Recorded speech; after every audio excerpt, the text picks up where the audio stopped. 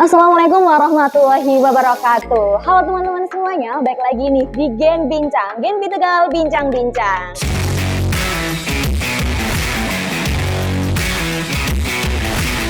Nah, kali ini seperti biasa, aku Intan akan menemani kalian nih selama beberapa menit ke depan dengan informasi yang menarik seputar hal-hal yang inovatif dan juga tentunya edukatif ya teman-teman ya. Nah, kali ini aku akan membahas mengenai sejarah batik dan juga mengenai bagaimana sih kota Pekalongan sendiri dapat dijuluki sebagai kota batik. Nah, tentunya aku nggak sendiri teman-teman, aku udah ditemani sama Mbak Deni, ya Pak? Iya, baik. Ya, boleh perkenalan dulu Pak? Iya, baik. Selamat pagi, salam sejahtera untuk kita semua. Ya, baik. Assalamualaikum warahmatullahi wabarakatuh. Ya. Nama saya Deni Pujianto, saya di sini sebagai edukator di Museum Batik Pekalongan. Oke, gimana Pak ini kabarnya nih? Kesibukannya apa aja nih Pak? Iya, oke, baik. Kabar saya alhamdulillah baik, sehat seperti itu Mbak. Ya. Kalau boleh tahu nih Bapak, di sini udah berapa lama Pak? Iya, saya dari tahun 2006, jadi kurang lebihnya sekitar 17 tahun Mbak saya di sini. Wah, Iya. Cukup lama sekali Gitu, ya Pak ya, ya? sama. Oke, jadi aku mau tanya-tanya nih Pak, Iya. seputar batik sendiri. Ini kan kota Pekalongan dijuluki sebagai kota batik. Iya. Kalau boleh tahu nih, sejarah atau awal mulanya nih kota Pekalongan dikenal sebagai kota batik itu kayak gimana ya Pak ya? Ya, jadi gini, memang batik di Pekalongan itu kan sudah berkembang sekitar abad 18, ya seperti itu. Jadi sekitar 1800-an batik berkembang di Pekalongan yang memang pada masa itu banyak mendapatkan pengaruh budaya asing, Mbak. Karena Pekalongan yang terletak di daerah pesisir, jadi memang banyak sekali pengaruh budaya di situ. Nah, mengapa Pekalongan ini dikenal sebagai kota batik? Ya, jadi Pekalongan itu kan merupakan urat nadi ya dari apapun mengenai batik Mbak, seperti itu ya. Jadi dari industri hulu sampai hilir itu semua ada ya yang berkaitan dengan batik ya. Jadi kalau saya tidak berlebihan ya, apapun mengenai batik semua bisa ditemukan di Pekalongan, seperti itu Mbak. Iya. Nah kemudian ya untuk memperkuat brand Pekalongan sebagai kota batik sendiri, pemerintah kota Pekalongan maupun masyarakat membuat sesanti ataupun slogan Pekalongan Kota Batik. Ya, mungkin pernah dengar ya seperti itu ya. Batik itu kan terdiri dari kata B-nya itu bersih, A-nya aman, T-nya itu tertib, I-nya itu indah, K-nya komunikatif. Memang brand batik sendiri itu memang memperkuat Mbak, bahwa Pekalongan ini dikenal sebagai kota batik seperti itu. Yaitu memang mungkin merupakan cara cerdas dari pemerintah kota Pekalongan ataupun masyarakat kota Pekalongan untuk membranding sebuah kotanya ini menjadi lebih kuat tentang batik seperti itu. Ya. Oh, berarti bisa dibilang kota Pekalongan adalah sentralnya batik. Betul, gitu ya Pak ya? seperti itu. Iya. Nah kalau selanjutnya nih Pak, seputar bicara mengenai motif batik. Di Pekalongan sendiri apa sih motif yang paling khas dari Pekalongan? Iya, jadi memang beberapa motif khas dari Pekalongan ya, diantaranya seperti ada motif buketan ya. Betul, jadi buketan ini awalnya motif pengaruh dari Eropa yang berasal dari kata buke atau buket ya, yang berarti satu ikat atau satu rangkai bunga. Memang dulu dalam perkembangannya banyak perempuan Indo-Eropa ataupun Belanda yang memperkenalkan motif seperti ini ya. Kemudian nanti ada juga yang namanya motif jelamprang ya, motif pengaruh dari kain patola India yang di Pekalongan ini banyak dibuat oleh masyarakat Muslim ataupun Arab karena sifat atau corak motifnya yang biasanya tidak menampilkan gambar makhluk hidup ya, baik manusia, hewan ataupun binatang. Jadi memang dominan dengan motif-motif yang simetri atau geometri seperti itu ya. Kemudian nanti ada juga motif terang bulan ya, yang menariknya karena motif itu hanya ada pada bagian pinggir bawahnya ya. Kemudian nanti ada juga motif pagi sore ya. Jadi motif pagi sore itu karena dalam satu kain batik ini dibagi menjadi dua motif Mbak, dua warna yang berbeda yang bisa dipakai untuk dua kali pemakaian, pagi hari dan sore hari.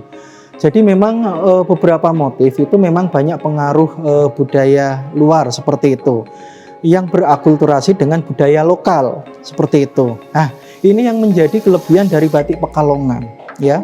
Jadi batiknya dinamis ya, artinya apapun motifnya itu bisa diterima semua di batik-batik Pekalongan. Jadi yang menjadikan batik Pekalongan ini lebih berwarna ya, lebih beragam seperti itu kurang lebihnya. berarti ada akulturasi budayanya di situ Betul, juga seperti ya, Pak, itu, ya. ya. Oke, jadi menarik banget nih motif-motif di Pekalongan sendiri. Nah, dari motif yang Bapak tadi bilang Iya. Jamprang, kemudian ada terang bulan juga, itu motif yang paling disukai atau paling apa ya namanya, populer gitu ya? Itu apa ya, Pak? Ya, jadi memang sebetulnya kan relatif, Mbak. Oke. Kadang masyarakat ya ataupun orang itu kan kadang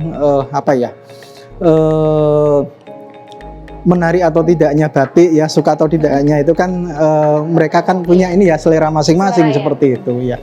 Cuman ada beberapa yang motif familiar ya, misalnya ada motif jelamprang dan buketan, itu yang memang menjadi motif yang umum biasa yang ada di Pekalongan seperti itu. Oke. Iya. Tadi kan berarti kan motifnya itu kan kalau selera kita nih mau apa.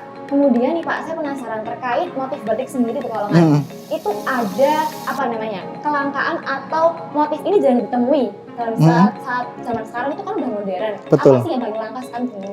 Iya, beberapa ya.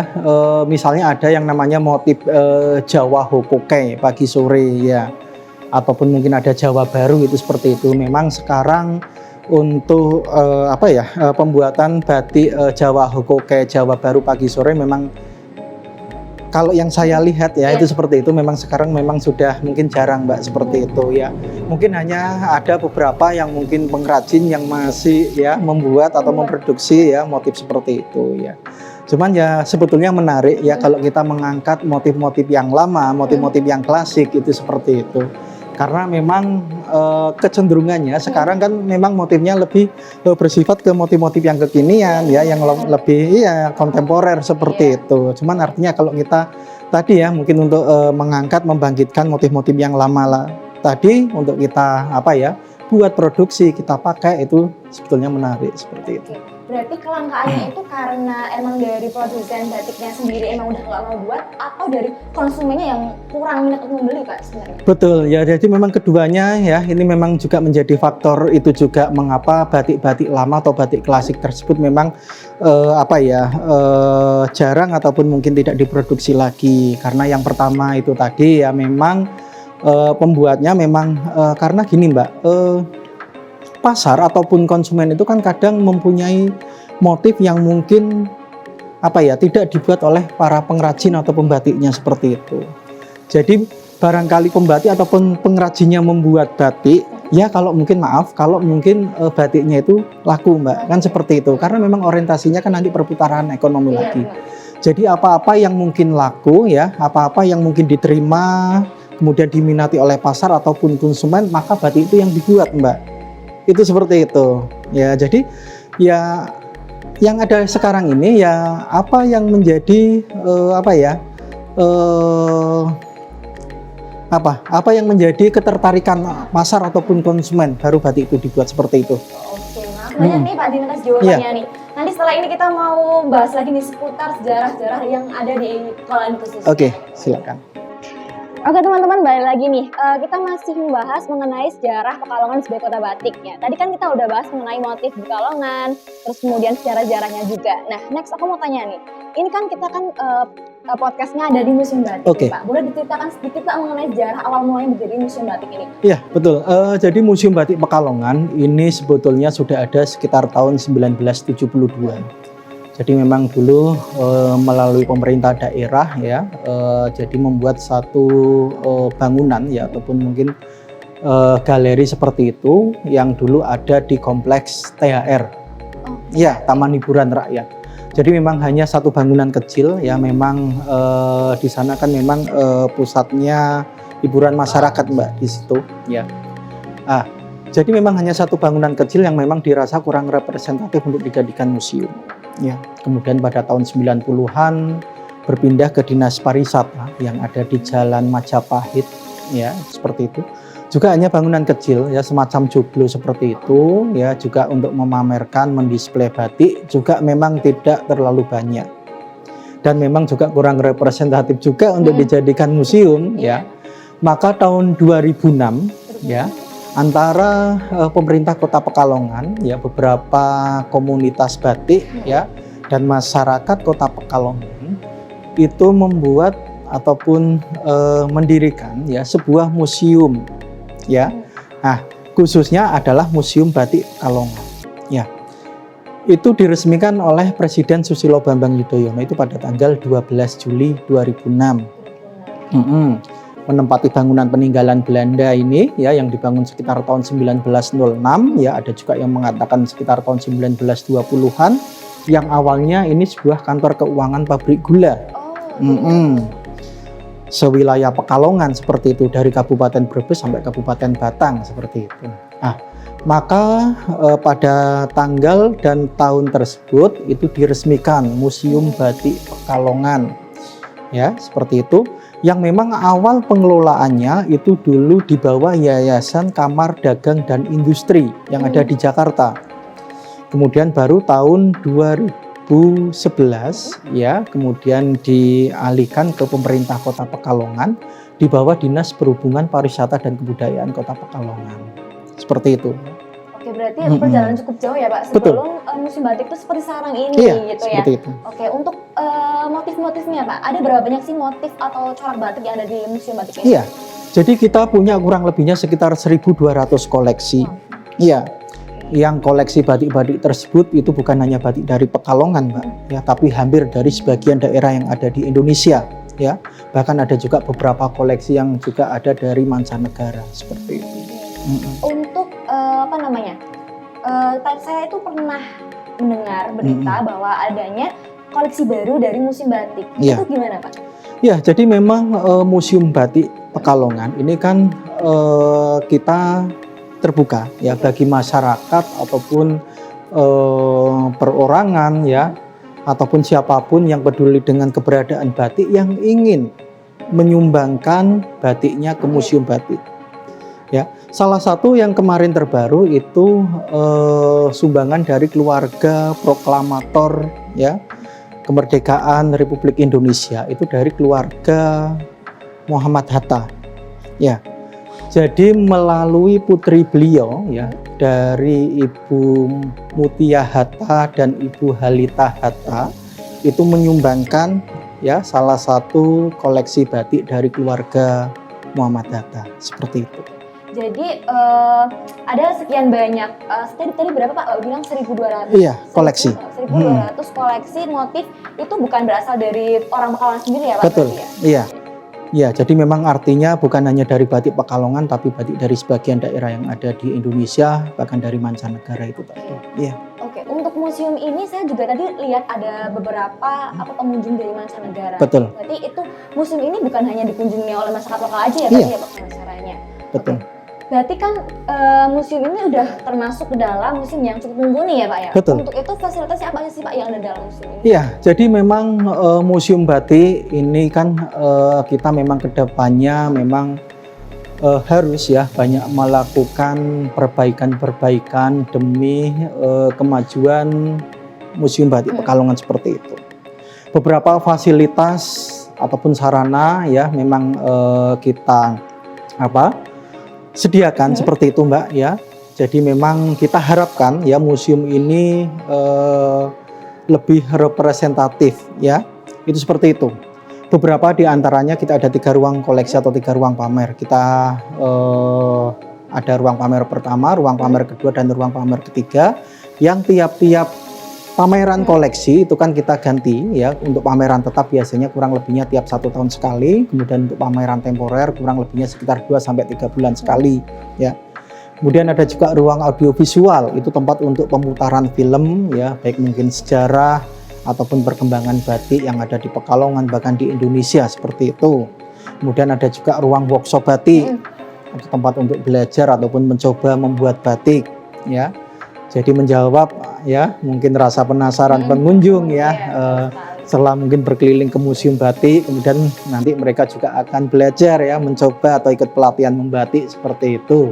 Kemudian ada juga ruang perpustakaan ya, memang lebih dominan dengan banyak buku-buku tentang batik Mbak ya. Jadi mungkin ya apapun informasi mengenai batik ya itu semua bisa kita dapatkan di museum ini kan seperti itu kurang lebih. Cukup lengkap sekali ya Pak, iya, bilang seperti itu ya? Seperti itu Mbak ya, seperti itu. Untuk harganya sendiri Pak, harga tiket masuknya itu sekitar berapa Pak? Iya, jadi untuk harga tiket masuk ya untuk dewasa ya itu Rp7.000, kemudian untuk anak-anak ataupun pelajar itu Rp3.000 ya. Kemudian untuk mancanegara itu Rp20.000 seperti itu. Ya. Oke teman-teman, jadi tadi kita udah bahas ya seputar sejarah Museum Batik. Nah, next kita bakal bahas mengenai bagaimana sih tanggapan Bapak Denny terkait fenomena batik yang ada sekarang ini. Oke teman-teman, jadi masih bersama aku ya di sini Ina dan juga Bapak Denny ya Pak. Di sini kita akan mengulik lagi nih seputar batik ya khususnya ya. Gini Pak, saya mau tanya tanggapan Bapak nih. Bagaimana sih regenerasi pengrajin batik khususnya di Kota Pekalongan sendiri gimana Pak? Iya, jadi memang sebenarnya ini menjadi masalah ya buat kita semua.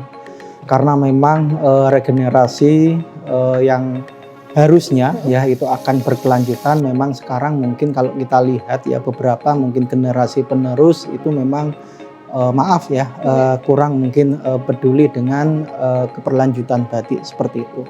Memang kalau yang sekarang kita lihat ya beberapa pembatik yang sudah sepuh, yang sudah tua, kemudian nanti di bawahnya, tapi pembatik-pembatik yang di bawahnya lagi ini masih memang kurang ya peduli seperti itu. Memang kita harapkan ya dari generasi penerusnya yang mungkin di bawahnya ya itu setidaknya ya mereka akan meneruskan ya estafet dari para pendahulunya, karena memang batik ini kan merupakan warisan ya budaya seperti itu. Jadi yang namanya warisan yang memang harus diturunkan seperti itu ya ke anak cucu kita seperti itu sampai nanti ke berikutnya yang ada di bawah seperti itu. Jadi harus ada regenerasinya ya Pak. Betul, ya, seperti itu Mbak. Biar ya. Biar tetap lestari gitu. Iya, betul. Gitu, iya. Ya. Oke Pak, nih Pak. Saya selanjutnya mau tanya. Itu saya pernah mendengar berita bahwa Kota Batik sendiri itu udah berpindah dari Pekalongan ke Jogja. Nah, terkait tersebut apa sih tanggapan Bapak nih? Iya, sebetulnya di Jawa ya khususnya ataupun mungkin di Indonesia pada umumnya, bahwa beberapa daerah ya ataupun kota dari penghasil batik itu kan bukan hanya dari Pekalongan Mbak. Iya. Beberapa yang kita ketahui mungkin ada Yogyakarta, Surakarta atau Solo, Cirebon, kemudian beberapa daerah ataupun kota yang ada di Jawa ini khususnya ya, bahkan yang ada di Madura itu juga beberapa daerah penghasil batik Mbak. Ya. Kalau mungkin beberapa daerah ya mengklaim ya menganggap kota batik ya itu tidak masalah juga Mbak, karena memang ya dari beberapa kota ataupun daerah tersebut memang daerah penghasil batik ya, itu seperti itu. Jadi beberapa daerah ataupun kota tersebut kita bisa bersama-sama ya untuk mewujudkan bahwa batik ini sebagai warisan budaya tak benda untuk bangsa Indonesia. Kita masih satu Indonesia ya, kita melestarikan batik Indonesia seperti itu Mbak. Iya, seperti itu. Dan juga kan setiap kota atau daerah itu kan mempunyai ciri khas masing-masing. Betul, gitu ya Pak seperti ya? itu. Iya.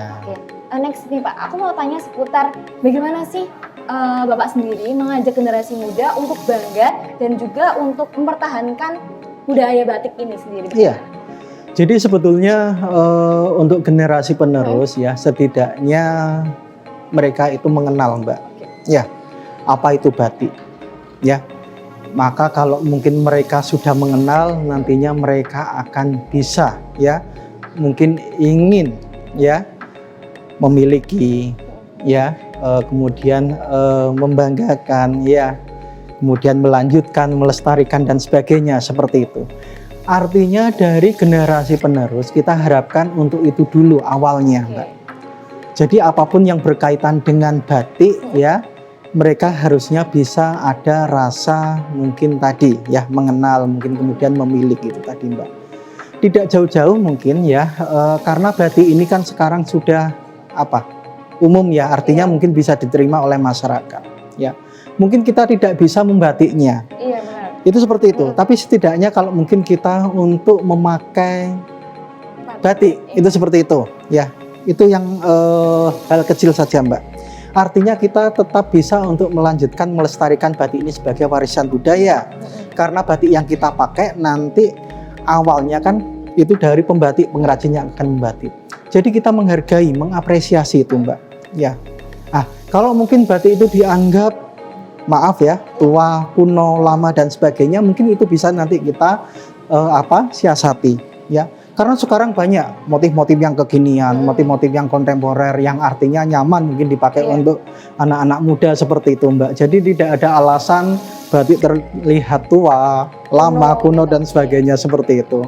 Ya ini, jadi memang dari kita ya sebagai generasi penerus, sebagai generasi muda ini yang tetap akan melanjutkan melestarikan batik ini sebagai warisan budaya. Seperti itu, Mbak. Jadi harus ada rasa memiliki. Betul, gitu, seperti itu. Iya. Oke nih Pak, terakhir nih saya mau tanya terkait pesan-pesannya Bapak nih untuk generasi muda sebagai seorang edukator di musim batik itu.